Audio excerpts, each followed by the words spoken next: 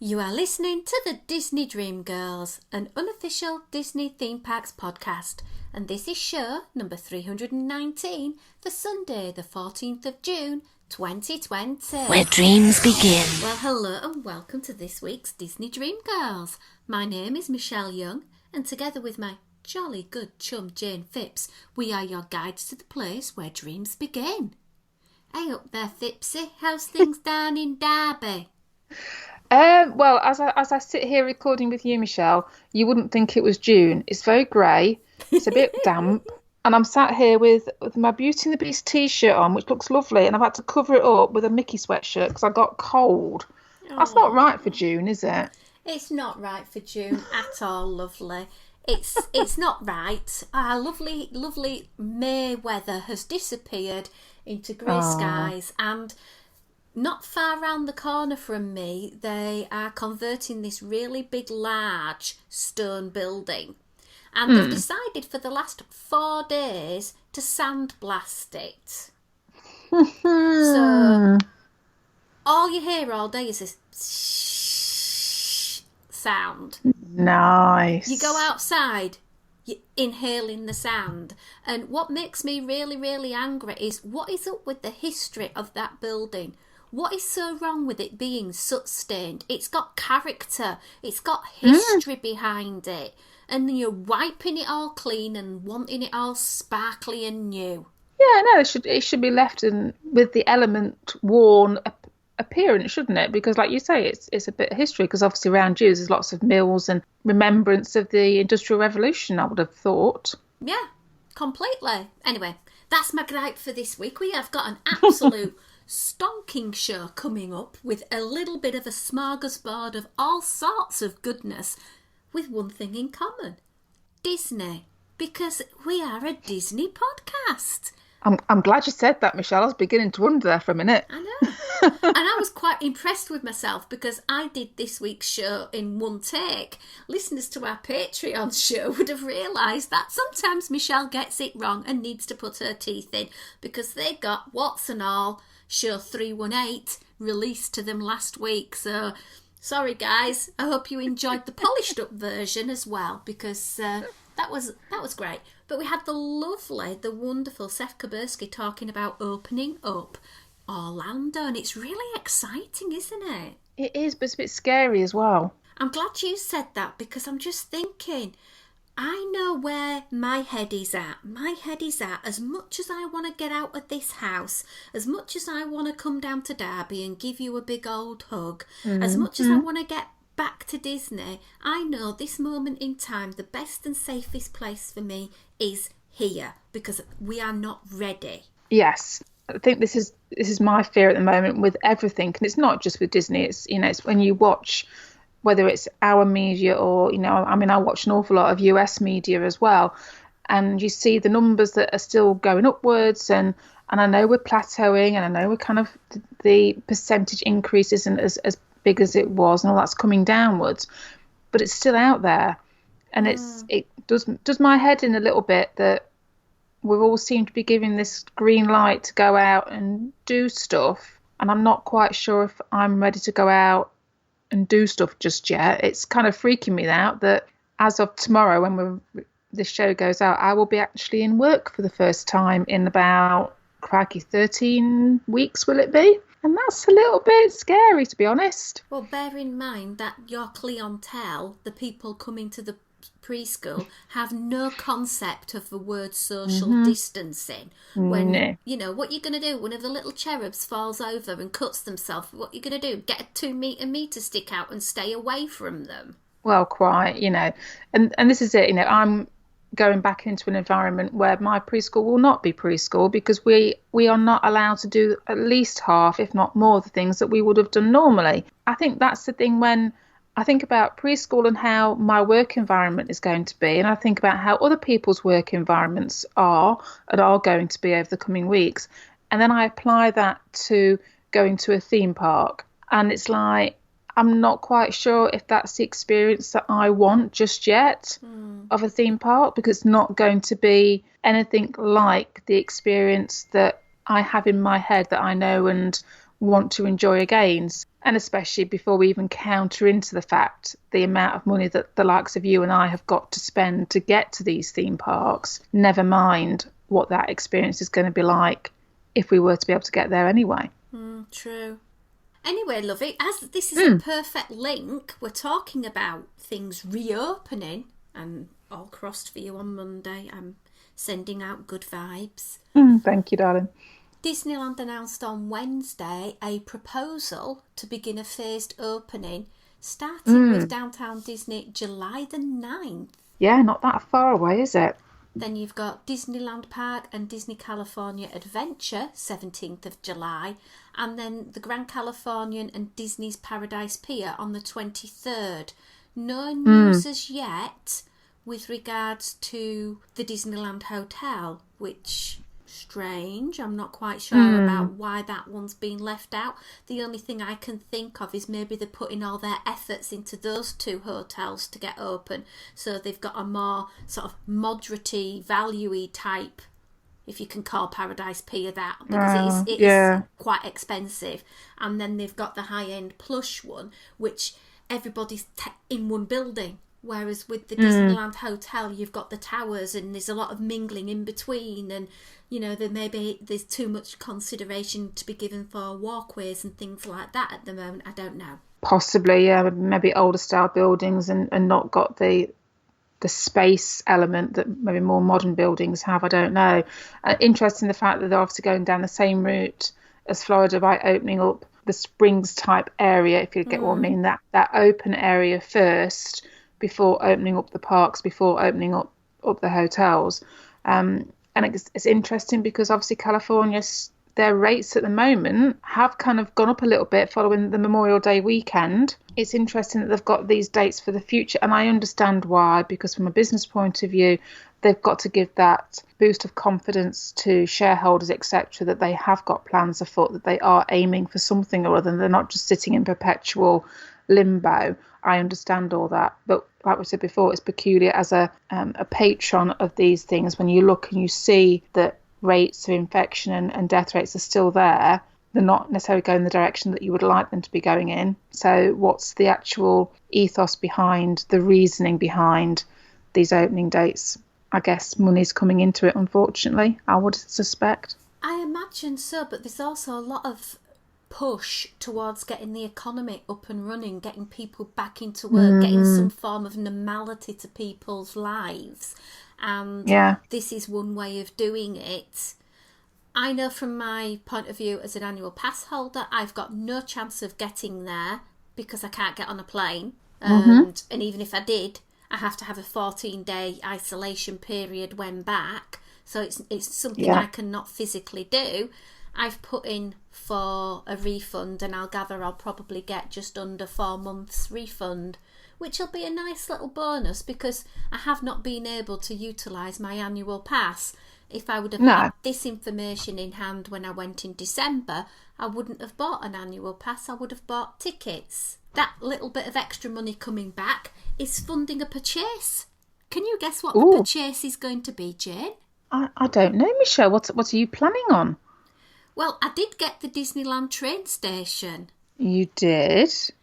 And I still didn't manage to put one single brick in the Disneyland train station because Tom managed to do it all for me. So are you trying to tell me that you're planning on getting the castle? I am hoping to get the castle if and when my annual pass refund comes to me, because I thought, what better way can I spend that money? Because if it goes in the bank, it'll get swallowed on something boring like carpets or shopping. Yeah. But if I know I'm getting that sort of figure back, which is what I'm anticipating about the cost of the castle amount, then I'm quite happy to do that. And then it gives me something to do in the summer holidays when I should have been going away to Disney. Very, very true. I just have to duct tape Tom's hands together to keep him away from the darn thing. Well, it is a bit of a bigger project, so you might stand a bit of a chance of actually getting in there and laying a few bricks. One would hope. My lovely.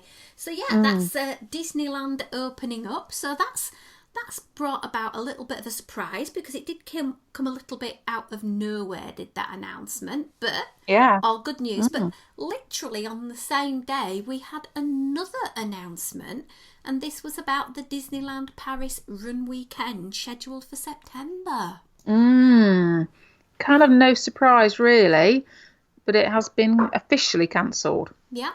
On their website, it states 5th edition, September 24th to 27th, will be postponed until the fall of 2021. Yeah. I think anybody that thinks these things were going to be happening, I don't think has taken full grasp of the current climate and the current situation. I mean, it was fairly inevitable that the longer this is going on, that these events have to be cancelled purely from that logistical point of view, because you can't be spending oodles of money putting infrastructures in place for something that might never happen. So they've got to take a financial decision at some point or other and say, no, we've reached a point, we would be planning by now, we would have been putting things in place, it's not worth it, we're not going to be able to do it. We don't even know what's happening with DLP itself yet. It was kind of inevitable that an event like this wouldn't be happening. Let's be honest, it's 3.5 months away. September, the weather will be turning. We all are anticipating a second spike. Would it truly be a good idea to get people from all over the world to gather on one place to run a race where people breathe heavily, sweat, congregate in a small space? Yeah. It's just there's too many cons to this event than there are pros, isn't it? Disneyland have said on their website, if you have booked your stay with Disneyland Paris on their website or with their central reservation office, you will be refunded back to the credit card you used. Fair enough. And there's further information with regards to that on the rundisneylandparis.com website. So if you are going to end up having to cancel, have a look, see what you're going to do. I know a fair few friends have contacted me and we've spoken at length about it. Caroline was particularly, she was saying, well, look, I don't think in my situation it would have been advisable to go. And I know Deborah's in a similar situation, flying over all the way from Canada. So I think they've had a very grounded approach to this and realised themselves it wasn't going to happen. Yeah, and I think this is it. I think anybody with a modicum of common sense on the shoulders recognises this. And as I say, just the logistics of, like you said, of getting people in there. We don't know when we get to September whether countries like France are going to be enforcing any quarantine rules when you come into the country. Never mind any quarantine rules when you get back to your own country. Never even mind whether these flights will actually be happening, if there's enough demand for these flights to take place as it is. Never mind before you even get into the hotels and the running event and all the rest of it. I think everybody should be at this point in the game recognising that we're in this for the long haul for the time being. And as you said, with potential spikes, etc., as the weather turns, it's inevitable that these type of things are going to happen and continue to happen. And we've all experienced it. We've all had either, whether it's a holiday or a special occasion, something or other, have had something or other affecting them. We all have to just kind of put our big girl pants on and take it on the chin, don't we? And just accept and move on and look forward to something, hopefully, same time next year. Saying that, I'm thinking ahead to later on in the year. And my next big holiday, I've written off August and July, the summer. I know I'm not going to go anywhere. I might be able to take my tent and pitch it somewhere for a couple of nights, provided I buy myself a porta potty and I take a shower in a bag. Don't go there with the shower in a bag. It's basically a big wet wipe. I'm not even going to go anywhere near that conversation, Michelle. I got introduced to that with the cadets when we were camping in France to go to the Normandy beaches last year, and we were given this shower in a bag. It was amazing. Anyway, let me bring forward one. So that's going to be my summer. And I was just sort of thinking, well, I have a week in October. I'm not going to book anything. But if it comes to the beginning of October and the figures are looking great, we're allowed to travel. There's no quarantine. The parks are open. I probably wouldn't do overseas because that would involve a flight, and I think a flight is probably a bit reckless. But would I consider DLP if the circumstances were right? Yes. if I knew when I got there I could see characters, I might not be able to cuddle them, but I could see them. If I can get on attractions, if I can manage to get into the Earl of Sandwich for decent food, and if there was at least some entertainment and the park was going to be open a reasonable amount of time each day, then yes, I would consider using the Eurostar voucher that I've got, driving down, going down to Paris, having 4 or 5 days there and driving back. I'd probably splurge and go on in a Disney hotel just to try and get that extra Disney bubble, because I think in Paris, if you're off-site, it's just not the same. So I'd be probably looking at one of the lovely resorts there, you know, maybe Sequoia Lodge, which is a nice close walk to the park. But I would consider doing DLP, but I wouldn't be booking it nowhere near until October.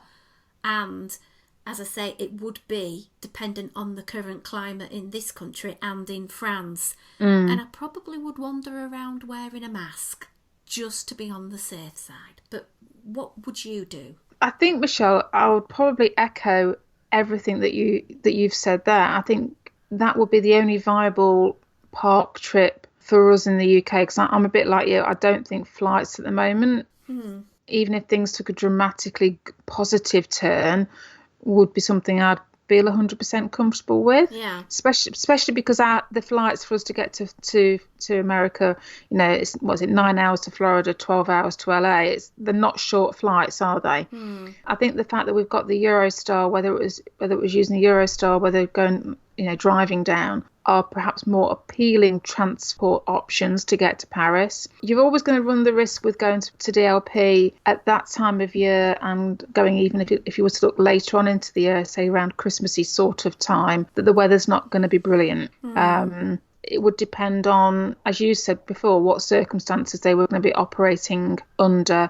Particularly, I'm thinking for restaurants and what have you. You know, are they going to be allowing you to eat inside, or is it only takeaway options and things like that? Because that could put a bit of a damper on, because DLP is not the best as far as food goes. So if you are completely reliant on fast food and having to eat it outside, what facilities are they going to be putting outside? Because it could be a little bit on the chilly side, especially the later on into the year that you go. I think there's lots of things to consider, but it would be tempting if it could fall, you know, obviously because both you and I work in education, we've got that time over. We do have that break in October to possibly contemplate. And it would be interesting to see what sort of entertainment they would be putting on, because normally they've got all the Halloween-y things, but I can't see them necessarily wanting to do big Halloween push if we're still on restricted numbers. Don't know. And that's going to be the other thing, isn't it? These restrictions that we're talking about, it's like talking about Disneyland opening up in July. If DLP is open, and depending on how things are panning out in October or December or whenever it may well be, there's still that question mark about who are they going to let in, how many people are they going to let in, and again, for those of us that are travelling to the destination, is it a case of you've got to be a resort hotel guest to get into the park or not? You know, is it going to be on the lottery system? So, you know, we book for 3 or 4 nights in the beautiful Sequoia Lodge, and then we can't actually get into parks because we've not drawn lucky on entrance tickets. Who knows? And this is the problem at the moment. We're trying to talk about something that is, there's just so many unknown factors and so many permutations of how this could actually operate that it's very difficult to make that sort of decision. But you know, if we go on the basis that everything was kind of blowing in the right direction and all things were looking positive, yes, it would be something that I'd love to be able to consider. But I think, like you, Shell, I would probably be wearing a mask just for my own sense of safety, if nothing else. Okay, let's close all that talk down about openings, closings, cancellations. And I gather you've some news on a Disney legend who was born on this day, 14th of June, 1895. 1895, that's well before I was born, Shell. Me too, babe. Yeah, so on this day, it was Cliff Edwards. Now, Cliff Edwards was one of our voice characters. He was famous for doing Jiminy Cricket in Pinocchio and also Jim Crow in Dumbo. I don't know if it's because it's the era this is recorded in, because we're going back to 1895. Now, they're telling us that they think he was born in Hannibal, Missouri, but because records are a little bit iffy at that time, that might not be correct. Makes you wonder how we got on in life, doesn't it, really? But Too hey, right. hey. Now, he had an unusual little nickname, I should say, because he was also known as Ukulele Ike. I wonder why he was called that, Michelle, Ukulele Ike. Could it be he played the ukulele? Maybe, possibly, yeah. Apparently, in the 1920s and the 30s, he specialised in some jazzy renditions of pop standards and novelty tunes. So obviously, he's very much the entertainer, the voice artist, and the ukulele player. He also made some appearances in the 50s and 60s in the Mickey Mouse Club, to reprising his voice as Jiminy Cricket and some other Disney shorts as well, and also for Disney Christmas Special. Because obviously he's done all these voices, he did actually get named to be a Disney legend. Unfortunately, I don't think he's probably around when it happened, because it was in the year 2000. So it was like a retrospective legendary status. Aww. Yeah, but obviously some iconic characters there that he's managed to bring to life for us over the years. Oh, well, thank you ever so much for sharing that. It's nice that we're delving back and looking at some of these Imagineers and legends from Disney's past that we perhaps have not necessarily known about. Yeah, I think the thing is, we hear, especially with like voiceover artists, we hear the voices, we don't necessarily think about who's done it. I mean, we know certain ones nowadays, more famous ones, but yeah, and I think it's sometimes like the animators and these people who got Disney started, we know they're there, but we don't know enough about them, so it's quite nice to go back and go, no, this was a person they were responsible for, and they should be celebrated. Okay, well, my lovely, we've got 2 features ahead of us from now. We have a little bit of a chat about a possible retheming of a much-loved Disney attraction, and then a little bit of a tongue-in-cheek, little bit of funny, lighten the mood conversation. But okay, I think let's get on to the meat of the subject. Let's just not mess around here. Okay. We've briefly touched on this through the week when we released our last show, and because of what is happening in the world, I think a lot of people are now looking for certain elements of history to be rebalanced. And one of the things that has been proposed yet again, and it comes around over and over and over and over, is Disney's connection to Song of the South and ultimately Splash Mountain. Yeah. Now, we have had so much content about this attraction in the past on the show. So, firstly, what I'd like to say is go back to show 93, and that is a long way away, but the content is still fresh. We have Jim Carcass with us. And on that show, Jim Carcass talks about his book, Who's Afraid of the Song of the South, and other forbidden Disney stories. And it is an absolute gem of a book where he looks at some of the contentious things from Disney's history. And the segment on Song of the South is very enlightening. So when we said we were going to talk about Song of the South, I thought of a few people I would like to contact and get a comment from them. Right, okay. Jim is obviously the first. And he sent me a reply. And I'm going to read what he sent me. The Disney movie Song of the South takes place after the time of slavery, during the period known as Reconstruction. We see this clearly in the film when Uncle Remus gets fed up and decides to pack his things and leave. If he were a slave, he would not have been able to do that, since a slave would have been considered property. Those who work in the fields are sharecroppers, and one of the reasons the father leaves his family to go to a larger city is so that he can try to find money to pay them for their work. The famous African-American chorus was led by the legendary Hall Johnson, who would not tolerate any negative racial content, and not only organised the Festival Negro Choir of New York, but was continually the recipient of honours for his work in preserving the music of African-American spirituals. The fables of Uncle Remus have repeatedly been credited as an important part of African American history that especially gave slaves a sense of hope and joy that someone who was smaller and seemingly powerless could overcome physical threats from others who were bigger and could really hurt them. They learned to use their brains and speed to survive and thrive. So before I go on to the rest of his quotes, what do you think to what I've just gone through there? I think it's very eloquently put, as you would expect from Jim. And I think it kind of reminds us that we have to look at these things at the time they were made. At the time that this was being made, they were being respectful of the stories that they were trying to tell. Mm-hmm. He goes on, because on a particular blogging website, they've suggested that Song of the South connection to Splash Mountain should be removed and rethemed to Princess and the Frog. Jim states, While Princess and the Frog is a wonderful film with many outstanding qualities to recommend it, it purposely fails to address the inequalities between the races during that period.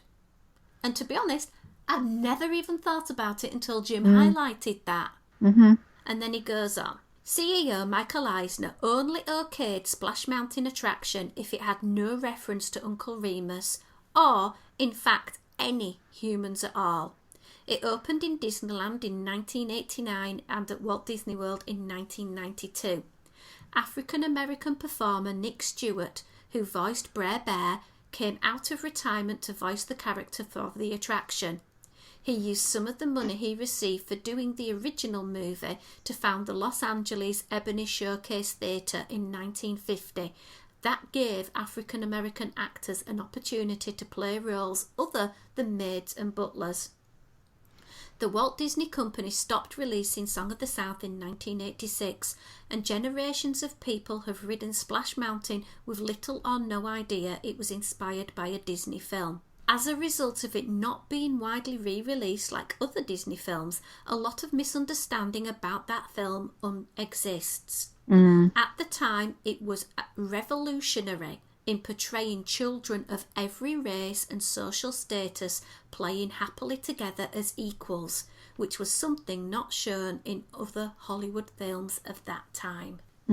So I think Jim's got some very powerful words to say about Song of the South, and I know that in his viewpoint that film should be available with context. Yes, and I think this is the thing, isn't it? It's very easy to have a preconception of what Song of the South is about and to attach labels to it without understanding or knowing, I should say, the history and what it was actually doing at the time. So I think Jim's encapsulated that very clearly in what you've read out today, Michelle.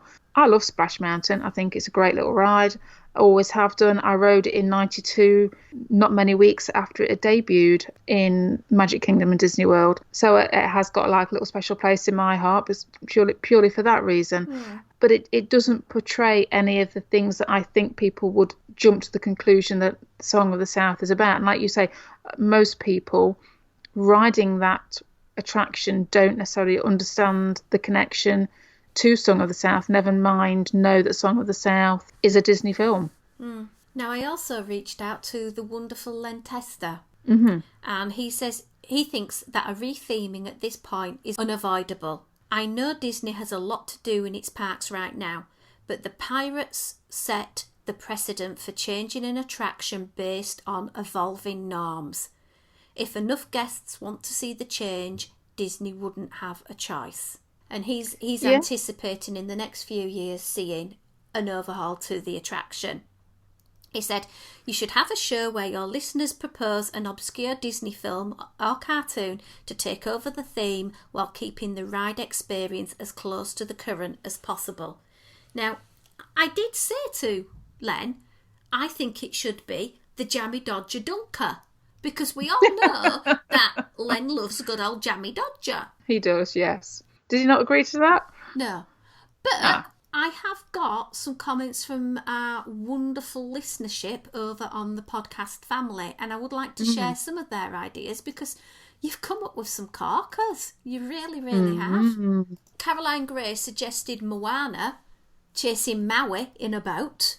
Mm-hmm. I like that. I really do like that. Tom Ellison suggested Brother Bear would work, and it stays within the Walt Disney World's theme of Frontierland. I quite like that one, yeah. David Maruca, obviously looking even further back in Disney history, he said, what if they reverted it back to the Western River Expedition idea, where the idea for the mountain originally came from? It doesn't need to come with an IP. No.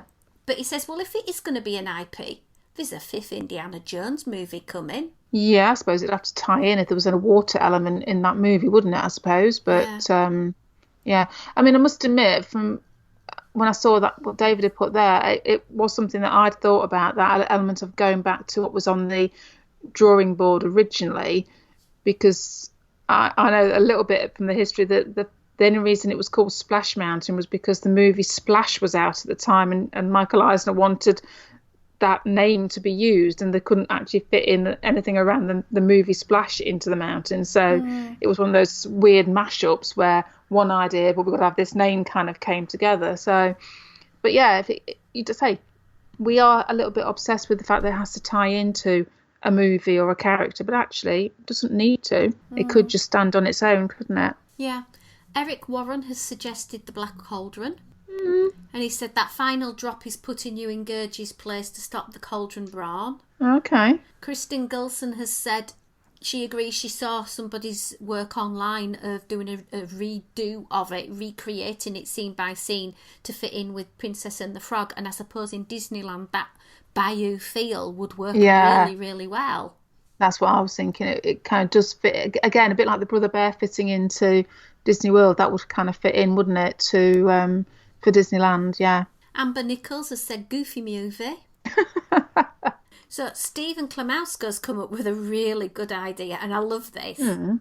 How about changing Chickapin Falls to Paradise Falls? Oh. And having it fitted in with the Move It Up Baby Kevin merch. Let's get away with all that Baby Yoda stuff. Have Baby Kevin and Carl and Russell and Doug. Oh, I can just see it. I'm so excited about this. No, that would work, wouldn't it? Yeah. Yeah. And I've already thought of it. There's going to be speciality chocolate. Why, what have you thought of?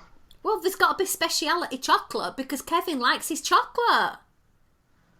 Well, I thought you were going to come up with some sort of speciality chocolate. Oh, gosh, I haven't had time to think of that, love. Oh, you were tempting me there, Michelle. I thought, that? you know. Well, maybe some Kevin-shaped chocolate that looks like a Kevin. Maybe. I don't know. We'll see. We'll see anyway, lovey. So that's basically the ideas and content. Now, I do know our lovely friend James H. Carter II over at Creepy Kingdom. He loves this attraction. He's currently working on something for his podcast to look in depth at the attraction and what he thinks about it. And I'm looking forward to what his viewpoint is going to be. Because two British girls really don't have a lot to say about American history because we're not living it. We're not part of it. Our viewpoints are very different. So we'll wait and speak with James at a later point. But what do you guys think? Do you think it should be remodelled? Do you think any of those suggestions are good ideas? I'm going for a Snow White boat ride. I just want to put that out there. They're going to the mine. Hi-ho, hi-ho, it's off to work we go. And then you get to the top and you're going home and you go whee all the way down. No surprise there from you then, Michelle, really, was there? It won't be a briar patch, it'll be a diamond patch. And diamonds of water would fly at you. No? Well, possibly. Oh, all right, let's talk food then. Now, I've also had a few things being voiced on the odd social medias. What if Disney was to start to do home delivery from the theme parks to your address? Now, obviously, I think by the time they brought me a Dole Whip, it might be a bit melty. Yeah, I'm going to say, it's all right coming up with these ideas, Michelle, but you do realise that the two girls talking about it won't be able to take any advantage of it if they did do it. Yeah, so what I'm kind of changing it to is, what if I was in a Disney resort and I could just go beep, beep, beep, beep, beep, beep, beep, beep, press some buttons, and within seconds the food turns up at the door. Without having to go to the individual resort or location? Yeah. Okay. Now, we asked our lovelies on our family page, and by a long chalk, the winning vote went to beignets. Interesting, actually. I thought it might have been something more Disney-fied, if that makes sense. Well, if the beignets are Mickey-shaped... Well, yeah. And the biggest one that came in as number 2 was an entire meal, which is basically you just want a mobile order of lunch from the Polite Pig. It's them Brussels you're after, isn't it? Brussels and a bit of brisket. You can't beat it, love. True, yeah. I'd be happy munching on that, to be fair. Yeah. And then number 3 place was the Mickey Raspberry Macaron. Nice. Nice. I agree with those. I think there's some stonking ideas then. Definitely. So we're in a hotel room and we're not allowed out for the day, and we're going to order our food. Have you got a menu of what you'd like to order from your bedside? I haven't really. I have a few ideas, and it's a bit... See, I was thinking like snacky stuff. I wasn't thinking like full meals, so I might have got this wrong. And all I could think of was sweet stuff, and I started to feel a bit sick after a while. It kind of got a little bit silly, really. So, I mean, my choice, because I added it to the poll yesterday, so I'll just get that one in, was Tonga toast. I just had a sudden... When you put the poll up, and I thought, what do I actually crave at this very moment in time? And it was a completely gut instinct. What do I do? Don't think about it. Answer. And it was Tonga toast that came to mind. And I thought, I've got to go with that, because that was literally, yeah, that's what I'm craving right this minute. The cinnamon, yeah, everything about it. So Tonga toast would be on mine. And then I started to think, well, I'd have to want things that I couldn't get at home, because that's how I always think about when you go, you know, if you're going out for a meal, I always try to have things that you don't get at home or that I couldn't do myself. Because I initially thought about waffles, but I've got a waffle maker here and I can have Mickey-shaped waffles anytime I like. And actually, Simon makes a really good waffle mix. Apart from the fact that it would be on a Disney plate, it wouldn't make an awful lot of difference having a Mickey waffle to me. So then I went down the route of funnel cake, because then I thought I could have any kind of funnel cake. I could have one of every sort, couldn't I? Because they kind of like do all these cookies and cream and different toppings and things. So I could make myself sick on Tonga toast, because that's not filling at all, is it? Then I can veg out on different flavoured funnel cake. Then I want school bread, because that's quite cleansing, I think. That's quite a nice flavour, actually. I find that quite a clean flavour when I eat school bread, because of the creamy element to it. Then I thought about carrot cake cookies in the sandwich, the ice cream sandwich. And then I thought, I'm going to have to stop, because if I'm going to eat all that, I'm going to be sick. So that's all I came up with. I bet you've got a full-blown menu, haven't you? I bet you've got starter, main and dessert. I went one yes, step is further. the answer. Oh my God. Okay, so breakfast in Disneyland. Oh my goodness. Right. I am going to Flo's V8 for the brioche French toast, which has got that salted caramel sauce and the banana and the carbs and the sugar and the... Okay. And it's a very tie-in at Disneyland if you're going to have the brioche French toast, or if you're in Disneyland itself rather than DCA, you've got to go to Carnation Cafe and you've got to have a Mickey waffle. It's just the law. Oh, okay. Fair enough. So that's my Disneyland breakfast. Right. If I was in Walt Disney World, I would have the macadamia nut pancakes with the pineapple jam on the side. Of course you would, yeah. Oh, I recreated them at home for my birthday and they were amazing. I so love them. So that's breakfast taken care of. That's 2 breakfasts taken care of. Well, I've got to look for the Disneyland people as well as the Walt Disney World people. I don't want anyone thinking I'm playing favourites. Right. So for lunch, I've gone with a snacky type of option-ish. Okay. So I'd be going to Satuli Canteen, or getting food from Satuli Canteen, just because I love Satuli Canteen food. Mm. And I'll be having the combination bowl of grilled beef and chicken bowl. And this is your wood grilled chicken and your slow roasted sliced grilled beef. Mm. And I will be having that with the base of hearty salad and the creamy herb dressing. And the salad itself is topped with these gorgeous little bobber balls that just burst open flavour in your mouth. And I love that. I absolutely adore that. So that's if I was in Walt Disney World. If I was in Disneyland, I struggled. I really struggled. But I thought, well, what salady type thing would I have? And I'd be probably at the Plaza Inn getting myself the speciality salad, and they chop and prepare it in front of you. So if you want extra blue cheese crumbles or you don't want this, they just chop it and toss it in front of you, and I'll have some chicken with it. Yum, yum. Nice and simple. Yeah, obviously that'd be my lunch. And then for dinner, I've got two options. Now, I've obviously taken away the element that I'm paying for this. I just dreamt it up. It was coming to me for free. In Walt Disney World, I would have the menu from Ohana delivered to me. The whole menu. Yeah, for the whole restaurant. So I'm going to be having the pineapple bread. I'm going to be having the dumplings. I'm going to be having... Don't bother with the chicken. I don't do chicken on the bone. Then there's the noodles, the broccoli, the skewers, and I'll have as many prawns as I can because Tom's not sharing in his stupid prawn allergy. And I'm going to literally have so much peanut satay sauce they could fill my bathtub with it.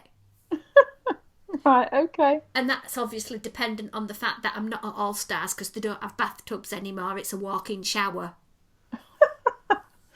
Well, I think it's suffice to say, if we're going and pushing the boat out like this, I think we're staying somewhere nice, Shell. Yeah, okay, I'll have it in my Wilderness Lodge room then. And then for pudding, I'm going to have the whole tray of bread pudding with the caramel sauce, with the ice cream. Oh, I thought about this all day. I'm not kidding. It's the only thing that's got me through my day because I've had a horrible day. And the thought of all this food, oh. See, you can tell the difference between Michelle and I. I've been working hard looking at safeguarding procedures. I've not had a chance to think. All I've thought about is sugar and making myself feel sick. You've actually gone into way too much detail. Do you know why? Being a teacher during this lockdown and not being able to go in and see my children has really, really been awful. Like, I know I'm setting them work, but I know it's not enough. I want to be there for them. I want to help them through this. And I always look at it that I don't just have my 3 children that are my blood children, but I also look at it as my class of my babies, and I'm missing them. I really, really am. I think about them quite a lot, and I worry. I worry not just about them, but I worry about all children at this time, going through this as a child. As adults, we've got coping mechanisms and we're finding it hard. These kids haven't. They've not got our resilience. So, yeah, I had a really, really crappy moment this morning when something happened, and I can't go into details, but yeah, something did, and I got really upset. So I just thought, you know what? I'm going to do some Disney daydreaming. And that's why I went going down in the full sort of 18-course menu meal. And do you know what? It gave me a great bit of Disney escapism because I know I'm probably not going to set foot in a Disney park for probably a good year. Oh, yeah, no, get you. Soul destroying this virus is to our youth of today, our children. And I'm getting upset again now thinking about it. If I'm in Disneyland, I'm going to go on before I get upset and start crying and everyone is going to turn off and not listen. Carry on, Lord. In Disneyland, I'm going to go and have a pear martini. That's a bit sophisticated. It is. I thought of you see. And then I'm going to go upstairs. If I can make it upstairs after having alcohol, I'll probably fall down them. And I am going to have dinner. And there's no way that a dinner at Carthay Circle can start without the Carthay signature fried biscuits. I was just going to say it's biscuits, isn't it? That's the only reason you're going, actually, is for the biscuits. It is. I probably have 2 servings. Although they're delivering this to my room, so I don't need to go up the stairs, do I? They'll just bring it to me. Yeah. Yeah. So you can have as many pear martinis as you like then, love. All right, I'll have 3. And then I'm going to have my signature fried biscuits, which are basically these little balls of goodness. You get 7 of them. Do you know why you get 7? 7 dwarfs. Correct. I got question right. Yeah. And it's awful if you're in a pair, though, because somebody's got to have 4. You don't split them. Yes, but if you're in a pair with a gentleman friend, then he should do the gentlemanly thing and let you have the 4. No. All the 7, to be fair. He should do the gentlemanly thing and have 2, and you can have 5. Anyway, so I'm having them, and they're stuffed with white cheddar, bacon, jalapeno, and they are served with the amazing apricot honey butter. I'll have a serving of them, and I don't think I can go to Carthay without having the firecracker duck wings, which are a very spicy sriracha chili sauce doused couple of wings. And I know I don't normally do meat on the bone, but that's pretty good. And then I'm going to be thinking about my main meal. And the thing we're not there yet, love. Oh, good God, no. The thing is, at Carthay, you've got such a wide choice, and I'm torn because their pork chop is to die for. It is amazing. It's a really hunk of pork. At the moment, they're serving it with apples and parsnip mash, and I think there's no better combination than pork and apple. Apple, yeah, definitely. Oh. And at the moment, they've also got a side of Brussels sprouts. And when I'm choosing my dessert, I'm going to go with something which is fairly light and not too heavy, and that's the dulce de leche chocolate bread pudding.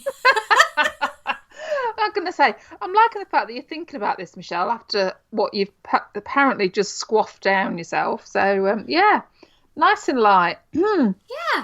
No carbs whatsoever. And did you notice I didn't add any of the mashed Yukon potatoes in that? I could have done, because pork and potatoes, oh my lord, it's a marriage made in heaven. Because that would just tip you over the edge, wouldn't it? Well, yeah. Adding potatoes in. I didn't want to be excessive.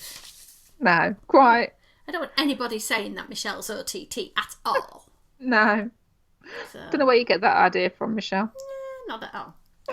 What would you have delivered to your room, guys? Please share, let us know. I like this idea. I think Disney need to do it.